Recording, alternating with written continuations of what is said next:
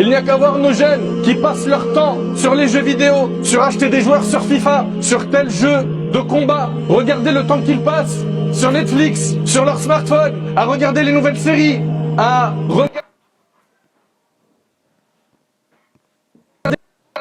les stories des célébrités, à perdre des heures incalculables sur TikTok, à regarder des lives inutiles, voire qui appellent au haram. Les jeux et les divertissements ont pris trop de place. Et il semblerait que nos frères et nos sœurs ont oublié qu'on n'a pas été créés pour jouer. Cette vie, il faut la prendre au sérieux. Il faut que tu fasses de cette vie un projet qui te fasse gagner sur terre et surtout dans l'au-delà. Mais non, on préfère s'abrutir devant des écrans et tuer le temps. Et c'est la hantise aujourd'hui des jeunes et de moins jeunes d'avoir du temps libre. Comment ça, j'ai du temps libre? Qu'est-ce que je vais faire de ce temps? Moi, il faut que tout mon temps soit planifié dans le divertissement. Donc là, il y a un restaurant, là, il y a un bowling, là, il y a un cinéma, là, il y a une sortie avec mes amis, là, il y a ceci, là, il y a une case vide. Qu'est-ce que je vais faire du samedi après-midi? Et il n'y a pas une seule fois que tu t'es posé la question, qu'est-ce que tu vas faire pour te rapprocher d'Allah, améliorer la situation de ton cœur? Il n'y a qu'à voir nos jeunes qui passent. Vous avez vu l'effet que ça nous fait quand on nous annonce que c'est demain Ramadan?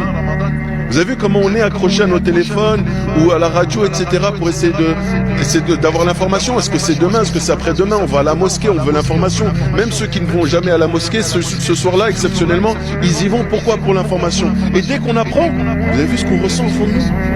On est ému, on est content, on sent qu'il y a quelque chose de particulier. On sent que ici, il y a quelque chose qui commence. On sait qu'on est rentré dans un mois qui n'est pas comme les autres. Les autres mois de l'année, on n'est pas comme ça. Qui est-ce qui va à la mosquée pour savoir si demain c'est Sha'ban? Qui est-ce qui va à la mosquée pour savoir si demain c'est Muharram ou Safar?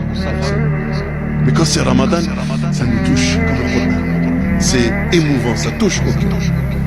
Ramadan, comme le Coran, il vient avec énormément de baraka, énormément de bénédictions, énormément de récompenses.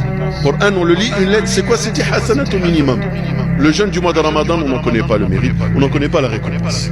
Allah subhanahu wa ta'ala seul en connaît la récompense et c'est lui qui récompensera comme il se doit yawm al-qiyamah et il est le plus généreux. Subhanahu wa ta'ala. Vous avez vu